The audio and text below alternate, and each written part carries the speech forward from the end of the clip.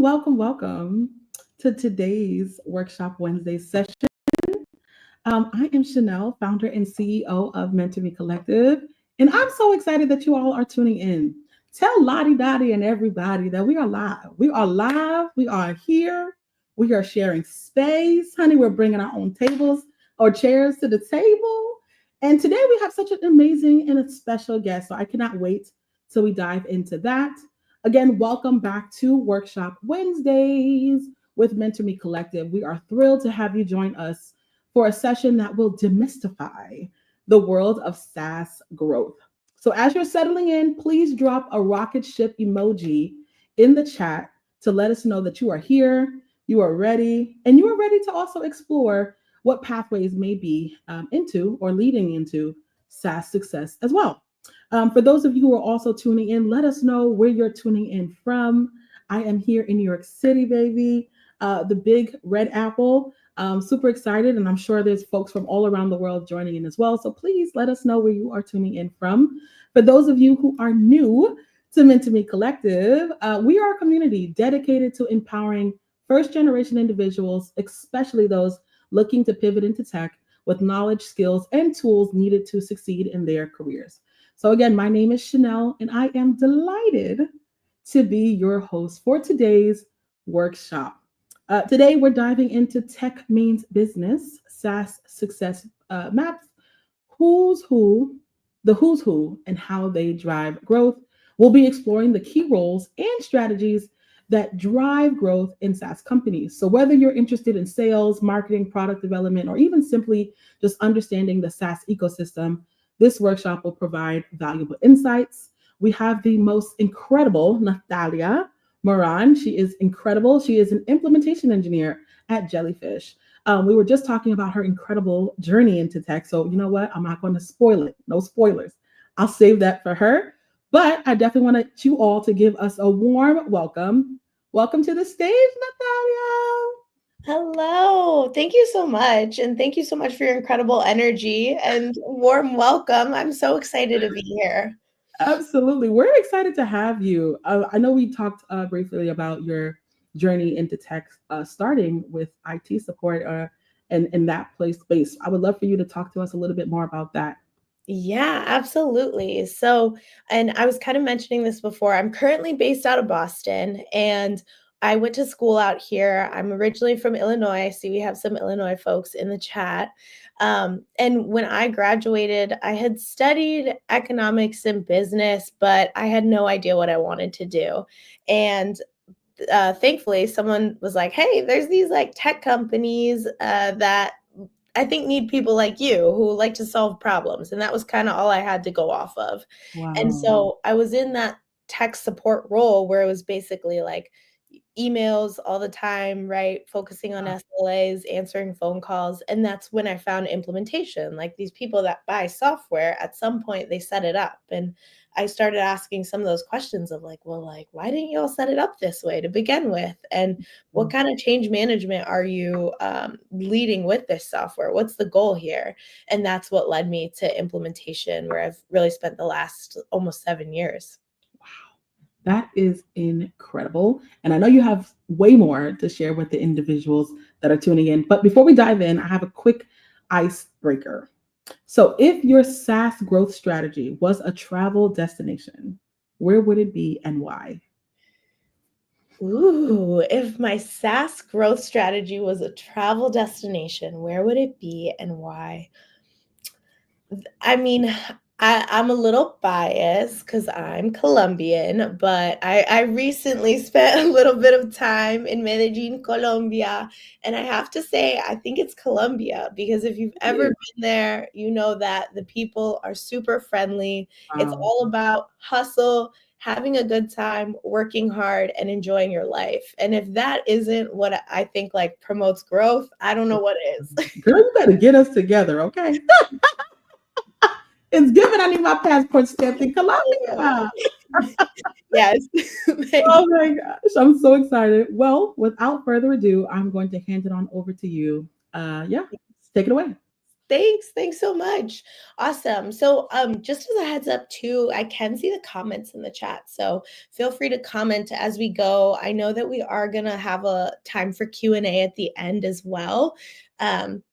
And I also have a little bit of a cold, so I might just be taking some sips of water or having to go on mute for a moment. But I did want to just double click a little bit into me so you all have a sense of who I am and where I've been so far. So I mentioned like I got my start in tech support.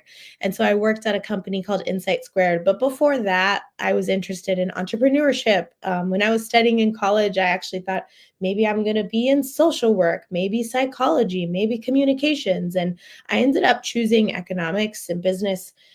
One, because it helped me understand the world a little bit better and like equity and inequality and where some of these things come from. Two, I really had to pay off my student loans. I have a lot of them. So that's kind of how I ended up at Insight Squared working in tech support. And that's where I got to learn about Salesforce, about HubSpot, really famous like customer relationship management tools, CRMs. And so I've implemented software for sales and marketing leadership. I spent the most of my career time at a company called Link Squares, where I got to found and grow an integrations team that was tying legal management, contract lifecycle management software into tools like Salesforce, like HubSpot, and manage a team there. So I worked with a lot of legal and sales leadership folks. And now I'm at Jellyfish, which is a great company. And I'm working on implementing software for engineering leadership. So there's some themes there: implementation, working with leadership teams, change management, consulting, and I'll dive into a little bit of that. If anyone's a runner too, I love to run. I'm based in Boston. So if you've ever heard of Pioneers or Trailblazers, check them out. Just some great communities. And of course, I'm Colombian. And so I love shouting out Colombia and my Latin people too. All right, so let's get into it. Oh, great. So who's who and driving growth? I want to talk a little bit about like the SaaS landscape, right? We're going to dive into org structures at a high level, and then we're going to double click into customer success. So one, why are we double clicking into customer success in these org structures?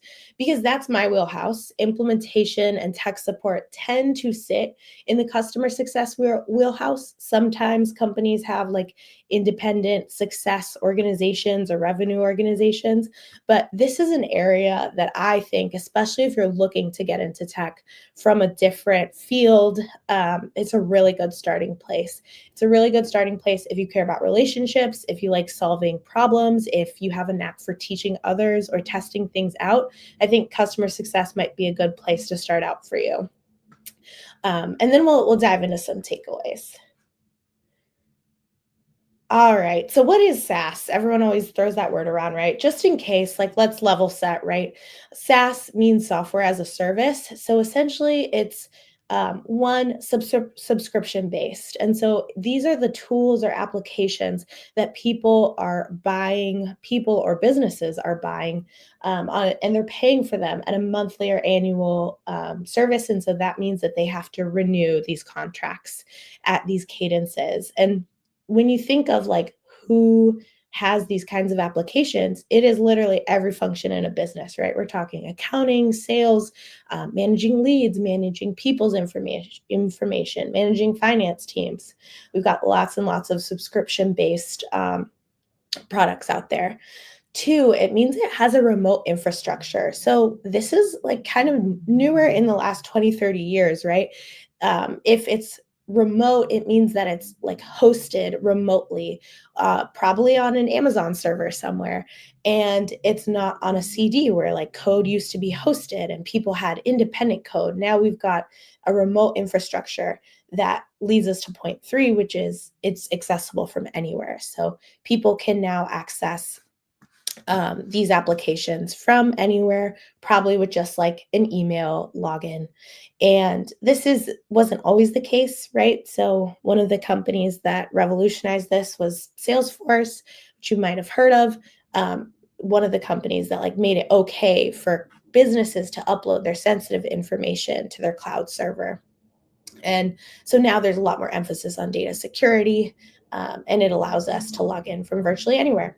Number 4, it's scalable. So you might have one user in a SaaS application. You could have thousands of users in a SaaS application. Totally depends on the application. But the idea is that any one person can log into a system and have a similar experience or look at the same things. And so there's a lot of things we are using, like that we're using right now, even StreamYard, to be able to access different applications that qualify as this. And then the last piece is going to be the updates. So one, you don't have to like wait for an update. Things can update pretty automatically, pretty regularly, and we can push fixes for bugs pretty quickly.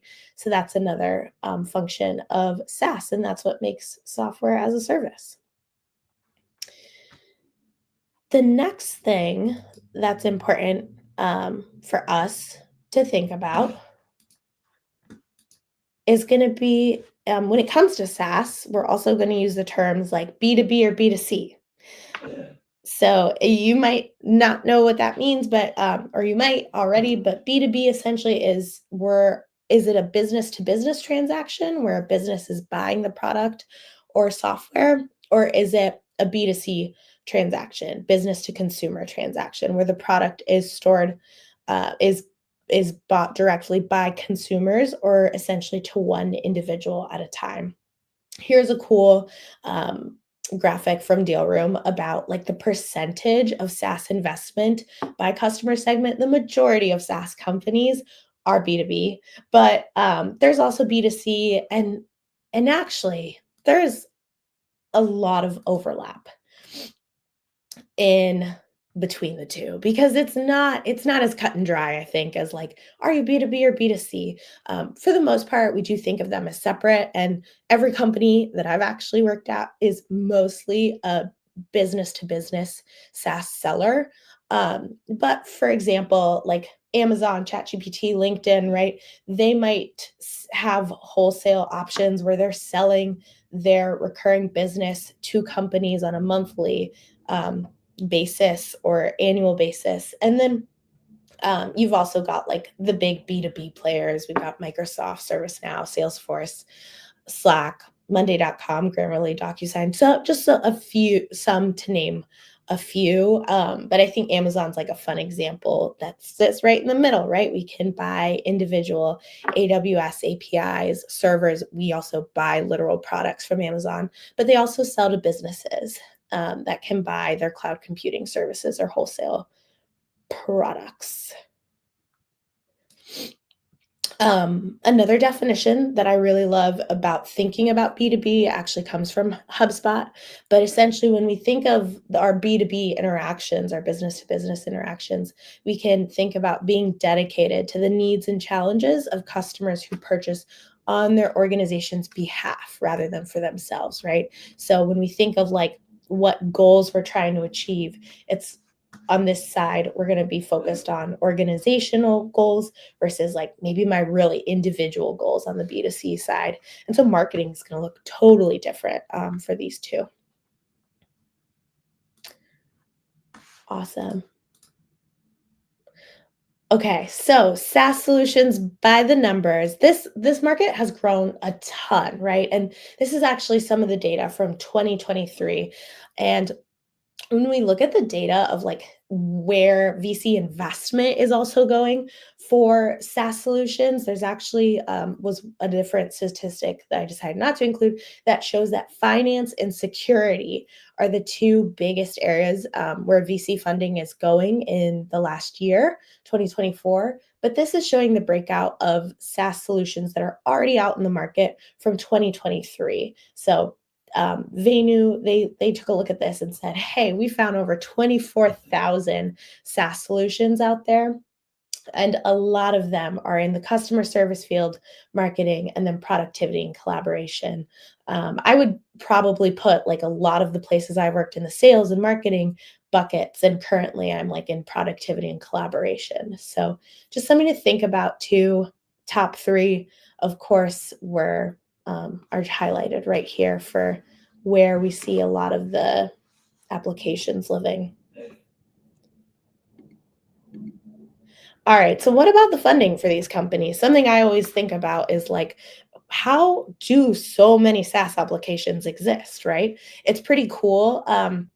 And I mentioned that I'm interested in entrepreneurship as well. And so I love thinking about like the intersection between SaaS and VC funding is how a lot of these companies are funded before maybe they go public or if they're not bootstrapping. And so essentially, some stats to think about as well, and why I think this is important, and why I also think more people should be in tech and in SaaS is that in 2023, 47% of VC funding was invested in SaaS startups, and that's compared to like looking at manufacturing and marketplace and e-commerce solutions as separate types of funding. This is just looking at SaaS in particular. That translated to $61.1 billion. This is a huge, huge industry that we're looking at. And there's some numbers that are even higher for the total amount of money that's out there for SaaS companies. According to TechCrunch, 25% of all VC deals in total, regardless of SaaS, went to women in 2023. And according to Carta, less than 2% of all VC deals went to Black or Latin people in 2023.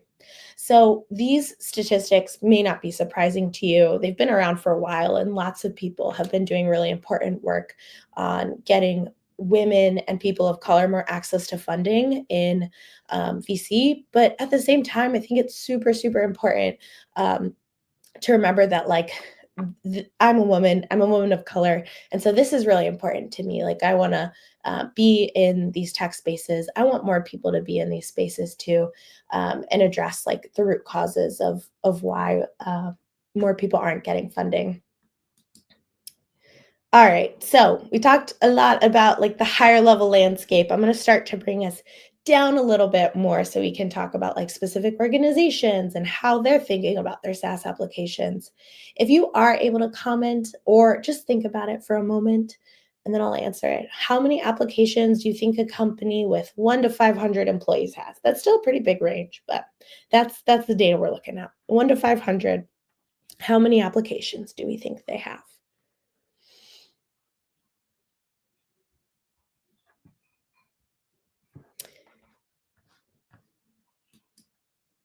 All right. So the answer, maybe 12. Yeah.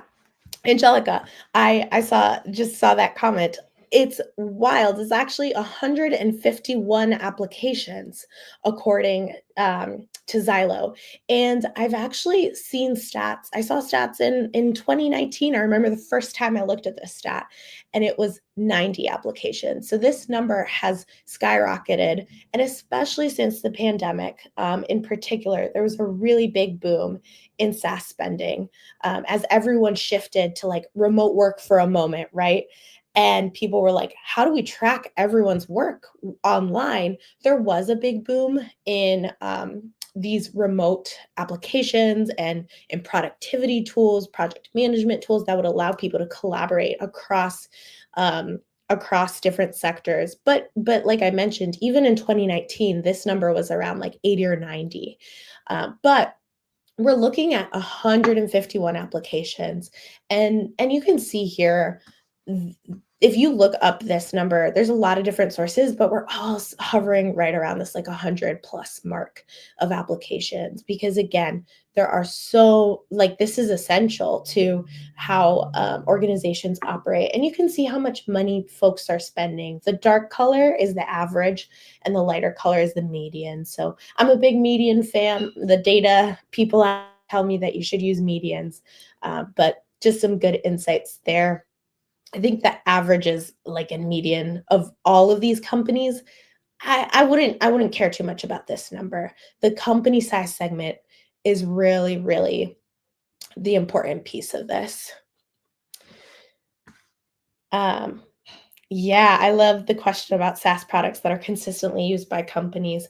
We'll talk about that. We can talk about that a little bit at the end, because I would say there definitely are, but it totally depends on the industry. There's a few segments I could even think about where there's some big competitors. So happy to dive into that a little bit more too.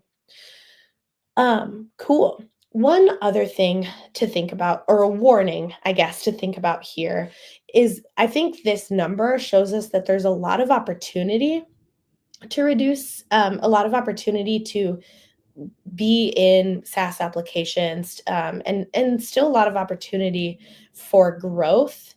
And at the same time, my warning here is that, like, as we look at the future, I think there's also people that are really looking to cut costs, right? So with the boom of remote work and the pandemic, folks bought a lot of different softwares, but some of these systems like Xylo or like Vendor, which is another popular one, they're ones that are looking to reduce license waste, reduce contracts that are duplicative, because there are a lot of instances where folks might buy similar softwares without talking to one another in one company. So definitely something to think about. Some of those factors there, just like economic uncertainty, a lot of the restructuring and layoffs that we have seen in tech in the last 2 years, and then also just, of course, the rise of artificial intelligence factors to consider when we're looking at these numbers. All right, so how do we get some of that money? How are these companies tracking their success? There's four main ways that I think we can think about success. And I love the question that Chanel asked at the beginning about, like, where would you be if you were thinking about your secret to growth in SaaS, right? And on a practical note, like, these are four really frameworks that anyone who is looking at measuring their success of their startup is going to be looking at. So one, they're going to be tracking revenue, and revenue can be tracked in a lot of different ways. If you are, like, really serious about diving into this, I would look it up, because these are the most popular ones that I've encountered at a high level, but you could get pretty nitty gritty with the data. But ARR is annual recurring revenue, and then sometimes we split that up into monthly recurring revenue, and then we look at the total contract value. And so these are some of the ways that we start to say, hey, I'm a company that's making $1 million a year. Now I'm making $5 million a year. And we break that up into total contract value and monthly. Revenue, I think, is one that's really easy for people to wrap their head around, but one that's not talked about as much is CAC. And CAC is the customer acquisition cost. And so it's the total of, like, sales and marketing expenses divided by the number of new customers acquired.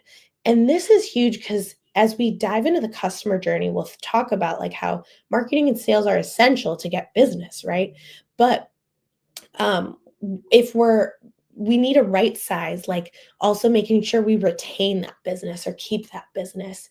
And how do you know if, like, your customers are happy, or if they're going to keep renewing that contract, right? Remember, we're talking about recurring revenue. One of the ways we can start to, or the next two are really focused on that other side of the customer journey, and that's engagement and satisfaction. So on my side of the house, implementation, customer success, we care a lot about our net promoter score. That's a score that's based out of 10. This is industry standard. And we use NPS to see how satisfied are our customers. And another way of doing that is customer satisfaction. And that's more of a 0 to 5 scale. It's actually usually a framework of, like, how satisfied are you? And it's like least likely to, like, most likely. But customer satisfaction is also another way to gauge individuals and see, like, where can we do better, or why are you a super fan of this product? And then lastly is retention. So that's where we also take a look at net revenue retention. And so when we think of those contracts that customers have with us, we care about how many of those contracts are renewing. We care about how many of those contracts are not renewing. And we also start to look at how many of those contracts are expanding, or are they upselling. So that's something I think that's really interesting as you see SaaS products grow, is to think about, like, we could sell someone everything we have to offer all at once, Or we could maybe save some of what we have to offer for later on when they're happier customers. And that gives us opportunity to upsell, which is really nice because that'll help these net revenue retention numbers and these gross revenue retention numbers. You can see the calculation there. Awesome. I see a few questions as well. Ooh. If I'm building a SaaS startup today, apart from a pure AI SaaS, what areas might be good to focus on? I like that question. I would kind of ask, like, who's your audience? What do you think their problems are? What are they worried about? Again, from the retention side, I'm always thinking about, like, what challenges are my customers facing? Oh, did I cut out a little bit there? Let me know if I did or not. It looked like it was frozen. I'm good. Okay, great. All right. So I wanted to talk a little bit, just when we were talking about tracking success, I also wanted to talk a little bit, like quite literally, about some of the structures that I've seen. Because I mentioned a little bit in my journey when I graduated from school, I was like, I've never heard of tech and I don't know anything about like the structures that live within this business. And what's beautiful, I think, about like systems thinking, that's a good book if you haven't heard of it, systems thinking. Is these main functions here, maybe one person is doing them today when you're a team of one, right? But eventually, these are kind of the different streams of work that will exist internally. And so I think of a lot of like these engineering and product we've got. Those are the teams that are comprised of software developers, product managers, engineering managers, team leads, infrastructure, DevOps, QA, right? These are the people that are creating the product, taking care of the product. They're making sure that the lights are on and we can keep using the product, and they're innovating so that we have new product to use and to sell. And then we've got like literal operations, people team helping make sure that we're following all of the right laws, and accounting and finance also helping making sure we follow all the right laws as it relates to the dollars being spent. And then, of course, we have like our revenue generating teams. And so everyone's responsible for revenue generation in some way, right? We can't generate revenue if our people, our employees aren't happy and we don't have good product. But in terms of the people that are talking to our prospective customers and customers day to day, a lot of times marketing, sales, and customer success get a lot of attention at these companies because they're revenue based teams. And so this is something that I wanted to throw out here just to make sure that we're all on the same page. This will look totally different depending on the size of a startup company. And there's so many layers within this. But the reason this matters in success a lot too is like you kind of need to understand some of these levels to make sure you've got people on board with your tool that are making decisions, right? So when we're talking about getting started at a startup, you want to think about like, okay, am I talking to someone who's a manager, and is there someone above them that has a different problem that I need to help solve to make sure that they're willing to spend money on my product? So that's why I think this is really important. And we talk about this all the time. We track all of this info for everybody that we encounter at a customer contract, right? We track all of that info about what their levels are and who they report to so that we can understand what's important to them. Here's an example. And I wanted to show this example. It's like, hey, this is a company that's at a Series A stage. They've got 50 employees, right? So Series A might be like $5 to $10 million of a round. And I say that very loosely because the landscape of like rounds of funding is different across industry and is changing all the time. But Here's like an example of some of the titles that you might see within this world of CTO here. That's going to be like Chief Technology Officer, right? And so that's that engineering team that I was talking about. They've got front end developers and back end developers. We've got a product team that's also working really closely with the CTO, and the product managers are helping the engineers make sure they're following the right roadmap, and they're maybe the between marketing and sales to understand like what do we need in the market right now. And then here's some other roles that I think are really just that I've seen all the time in all of these organizations. I'm gonna I'm gonna dive into customer success a little bit more now, just because that is what I want to focus on in terms of like who's who there, and also what's important to customer success. But there's a lot here, and a lot of opportunity, right, to have different roles within these companies, to go from being in implementation to being in product marketing. I have friends that were product marketers that moved into implementation because they loved learning about how the product could be set up. I have friends that were in customer success that have moved into sales engineering roles because they wanted to be the technical voice of reason for the sales team. And so there's also a lot of overlap right now as an implementation engineer. I love working with my product team and with my engineers because that's who my clients are when I'm implementing, but it's also who helps me know the product better than anyone. So just a lot of cross collaboration, a lot of being able to understand what each of these roles cares about is really important. So customer success, I mentioned some of those people, and maybe one day we'll do another session fully on mapping your customer journey. But kind of to that question of like, hey, I'm building a SaaS startup today, apart from pure AI, which AI is definitely important. Um, what else should I be thinking about? I would say your customer journey is like super important. So here we have a model, like this recurring revenue operating model. And what I'm showing you here is that like there's essentially 6 main steps in the customer journey. We're not counting commit as a step because that's an action. But the idea here is that we're creating like a little bit of a bow tie framework.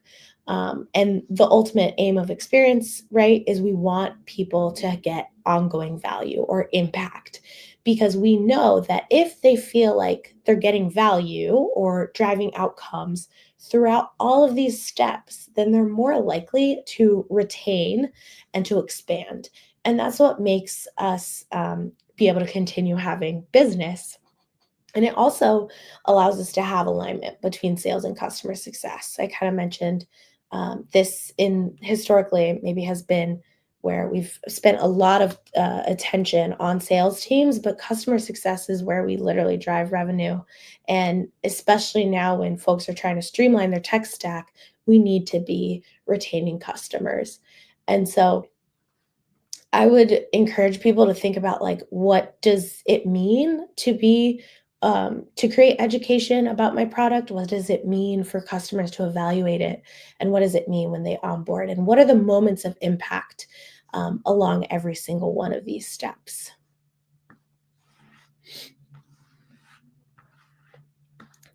Awesome. All right.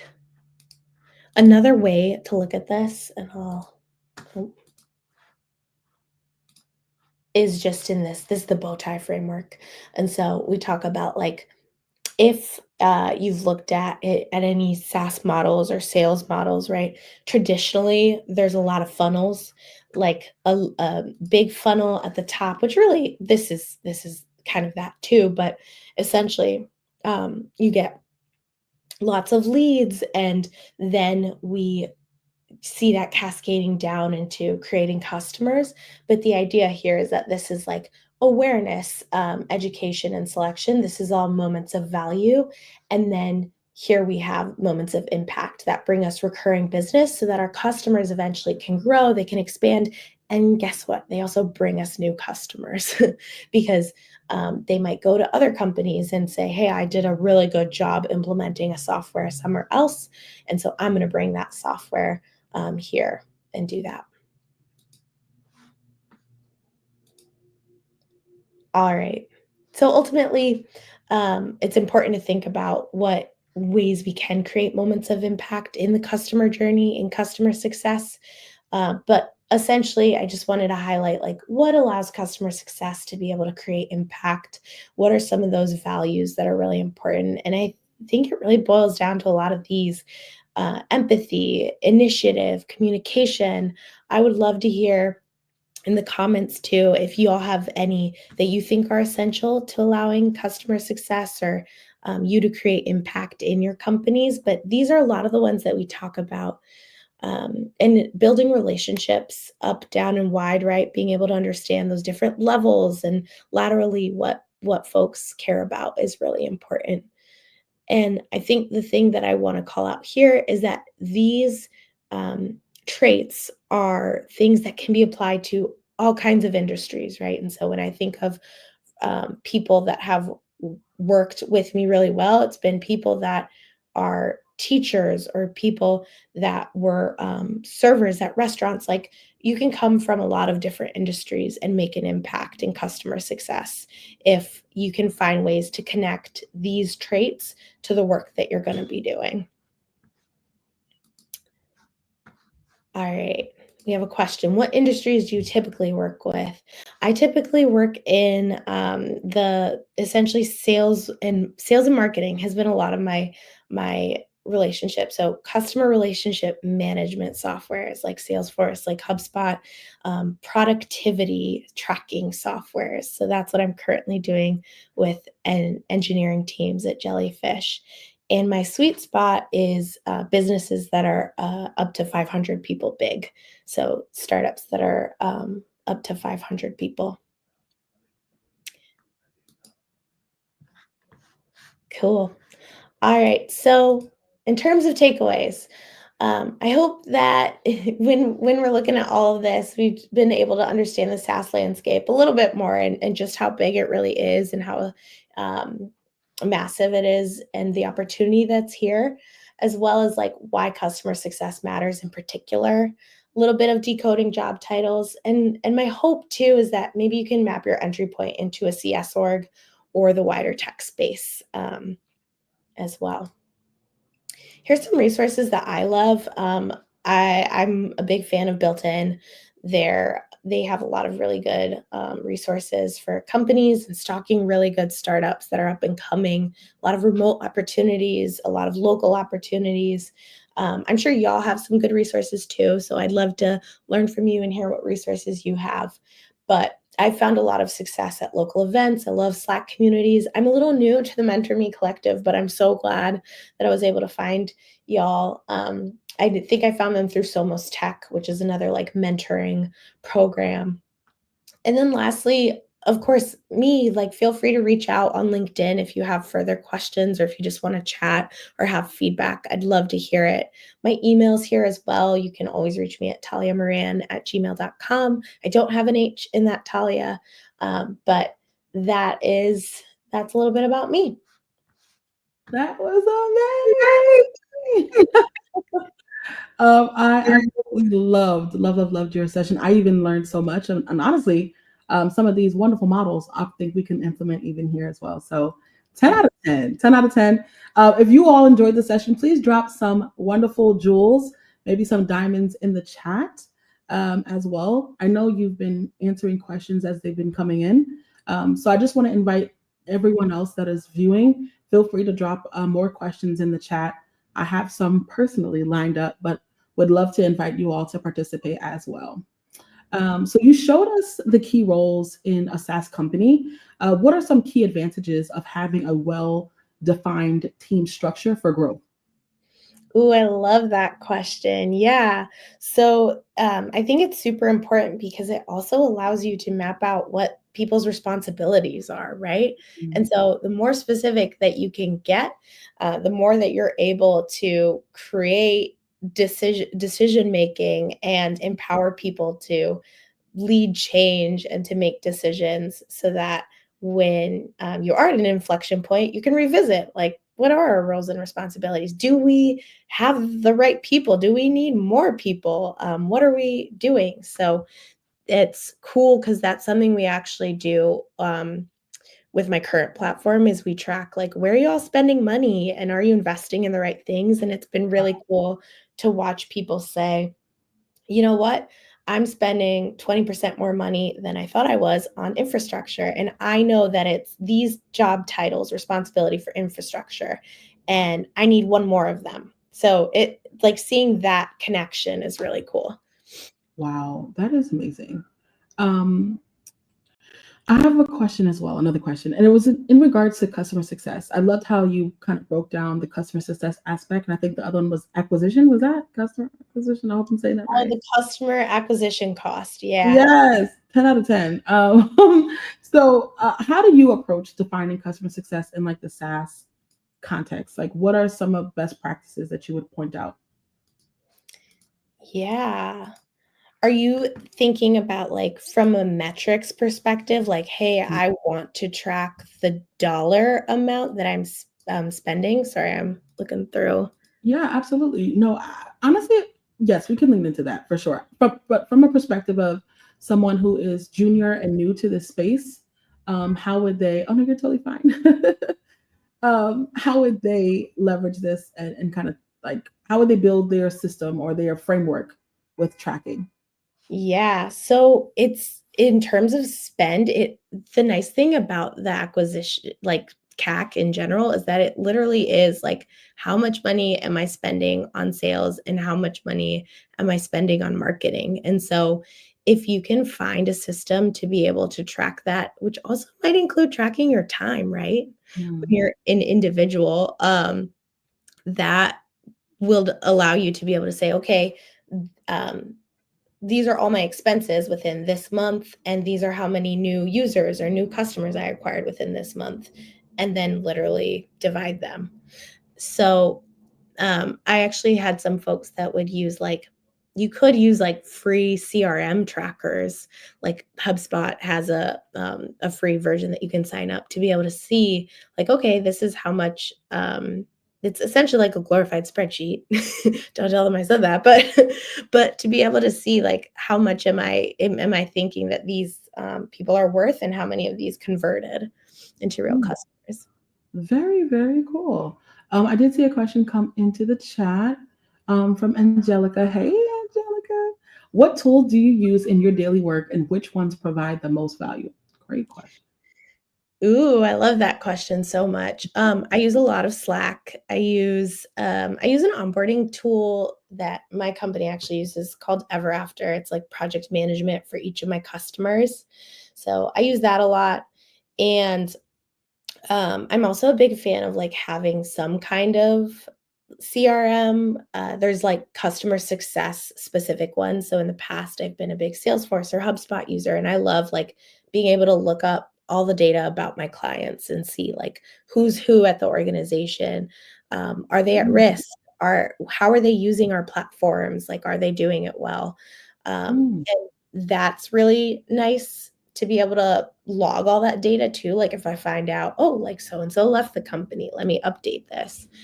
Uh, mm, and at a basic level, like, I keep a notebook by my side all day, and I love just, like, writing down my top priorities for the day, Google Calendar. I've been using ChatGPT quite a bit at my work too to double check what I'm doing or to help me with a sticky customer situation. So, definitely incorporating AI when I can too. I love that. And Angelica, I hope that also answers your question. Another question in the chat. What are some tips for optimizing customer acquisition and retention in a competitive SaaS market? Hmm. This is, I mean, it's a, like, if we go back to that, customer journey framework, my Mm, brain is like, "Oh, this is a big question to answer if we're not dissecting it a little bit more." However, um, when we think about like that customer journey, those moments of impact, everyone in customer success is talking about how are you providing value to my company? So if you Mm, start to really list out like this is the impact that we're going to track and change for our company and show follow through, I think that you'll really stand out because a lot of times you start an implementation and you get so far from the main value proposition or from the pain that caused you to buy something, right? So like mm, how are you tracking your values and your outcome? I think is a huge question to ask. It's something we're working on all the time and infusing it um, into our practices. Like if we mm, could have a huge sign that's like, here's how we showed your business impact or growth, that's what we would do. mm. Very cool. Very, very cool. Okay, we have another question in the chat from Inkechi. You mentioned your relationship with product and engineering. What are some of your strategies for dealing with those very different types of individuals? Another really good question. I love that question. Mhm. Yeah. A lot of times, and it's funny, because I'm implementing software right now to engineering, which I've always implemented software for sales, marketing, and legal, which are more relational people. And engineers, I'm like, in a lot of ways, I'm like, wow, you're so much smarter than me. You know things that I don't know, right? And I think acknowledging that is totally okay. Um, but I think I try to focus a lot on the problems because engineers and product folks, they're very like solving a problem. If you, it's kind of, they'll say like, oh, I'm like a dog with a bone with a problem, right? So if you're like, Mhm. hey, like, you know, I'm really struggling to understand this part of the application. Can you help me? I try to like let them lead and I'm repetitive. I'm like, sorry, I didn't get that. Can you try again? So those have been some of the things that I think have helped me, for sure. And also getting into their systems. Like I love engineering teams, they use Jira, they use source code systems, right, to track their code. I haven't quite gotten the hang of looking at like a GitHub or an Azure repository, but I will like read a Jira ticket and try and understand what they wrote and do my own research to try and like have an idea of what they're talking about so we can have some common language. Wow, awesome. I hope that also answered your question, and catch you because that was a really good one. Okay, another question. How do you stay up to date with the latest trends and best practices in the SaaS industry? Yeah, I mean, it's a mix of like one some of the resources that I shared, like I love Pocket, love their newsletter. I listen to like techish podcasts. I listen to podcasts called Morning Brew, which is like not necessarily SaaS specific, I but love Morning Brew. yeah, Ah, I girl, they eat it up every time. yes, like any way I can get short headlines about like what's going on in business, what's going on in tech, who's the big mergers, I'm like, ooh, like Strava acquired Runner. Oh wow, okay. Quick headlines. And like looking at LinkedIn and going to events really, really helps me stay up to date, for sure. And when it comes to best practices, I am like a fiend for workshops. I love going to workshops and understanding like who are the leaders that are talking about things right now? What are people starting businesses looking at? So that has helped me find other consulting businesses around too, where I'm like, okay, like winning by design is one that like my company used recently that it has a lot of cool insights and just kind of searching the web. Wow, I love that. Speaking of like resources, I know we just aforementioned one with Morning Brew. Do you have any, I don't know, like blog articles that you really, really love or that even began your journey? Obviously, you have communities that you lean into heavily as well. Would love to know about that as well. Yeah. I have to say, probably the HubSpot blog. It was the first time I worked for a company that had um, an ungated knowledge base, right? So a lot of SaaS companies might have a help center where they have all their articles and what did they call it? Thought leadership, and it's Mhm. gated. But HubSpot was one of the first ones where I was like, oh, this is best in class, and they are bringing out tons of information. And Salesforce too, like in order to do my jobs, I had to my main job was Googling like Wow. this knowledge bases and understanding like, oh, there's so many forums where people are trying to figure out how to track activity for this scenario. And so I really loved those forums and their thought leadership. And now I think they've really revolutionized the way a lot of these platforms are like, oh, I better put out thought leadership about whatever industry I'm looking at. Oh, I love that so much. I'm like typing and putting down my little notes so I can go back and check Yeah. that out too. Okay, cool. So I guess switching gears just a bit and leaning more so on the technical side as an implementation engineer, I would love to lean a little bit more so into that transition, right? Like what were some tools or even some languages? Like what was the development process like going from IT support / IT engineer to this role now? Yeah. The big buzzword, especially then, was project management. Like, how are you at project management? And for a little bit, I thought I might have to like get PMP certified, right? There's the project management. Excuse me. At the time.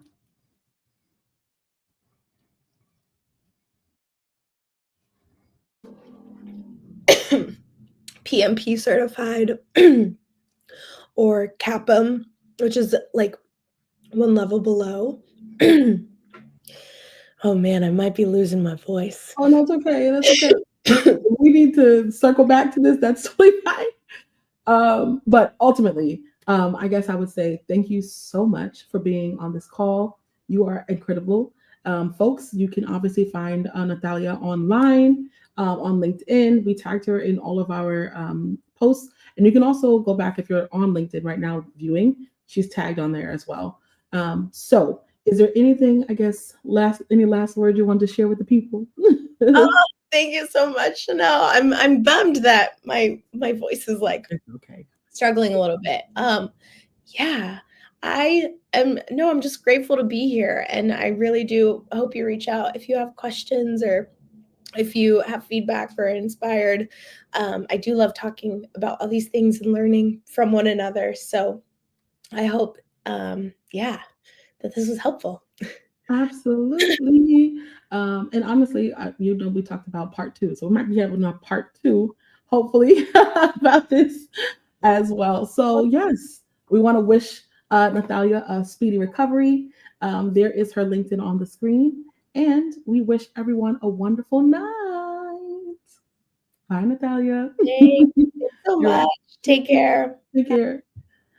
All right, y'all. Thanks so much for tuning in. As you know, every Wednesday we have some incredible speakers like Nathalia join us. Next week, it is actually going to be my mom. My mom will be joining us, and she will be leaning into how to buy your first home. Okay. So if you have been looking to buy your first home, purchase your first home, she's certified in all 50 states in the United States. So we're going to talk about how you can get prepared, how to be a homeowner. Okay. Because how are we going to end Financial Literacy Month without talking about buying homes? Okay. So if you're interested in that, we invite you to tune in next week at 6 p.m. Eastern Standard Time, 5 p.m. Central. If you all have any other questions or you're just looking to learn more about us, our community, please feel free to visit our website. We did just do a refresh. So if you applied to any scholarship program with Grow with Google, Google Cloud, or if you want to learn about our upcoming mentorship program or any of our other programs, please feel free to lean into that too. Okay. The mentorship program is moving away from manual matching to leveraging AI to do it. Okay. So we're super excited about that. We want to wish you a wonderful, wonderful Wednesday. Looking forward to seeing you next week, same time, same place. Bye, everyone.